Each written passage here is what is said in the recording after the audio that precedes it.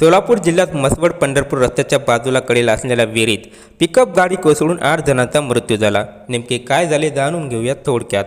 पंढरपूरच्या म्हसवड पंढरपूर मार्गावरील तांदूळवाडी गावाजवळ हा अपघात झाला असून म्हसवड येथे सिद्धनाथाच्या दर्शनासाठी गेलेला 14 प्रवासी प्रवास करत असलेल्या पिकअप चालकाचे गाडीवरील नियंत्रण सुटल्याने रस्त्याच्या कडेला असलेल्या खोल विहिरीत जाऊन कोसळली।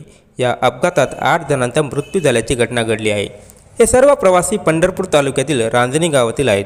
देवदर्शन उरकून गावाकडे वापस जाताना हा अपघात घडला आहे। गाडी विहिरीत पडल्याचा मोठा आवाज होताच स्थानिक नागरिकांनी घटनास्थळी धाव घेतली। यात 6 जणांना सुखरूप बाहेर काढण्यात आले, मात्र दुर्दैवाने 8 जणांचा नाकातोंडात पाणी जाऊन मृत्यू झाला। या दुर्घटनेत 3 माय लेकरासह एका आजीचा जीव गेला।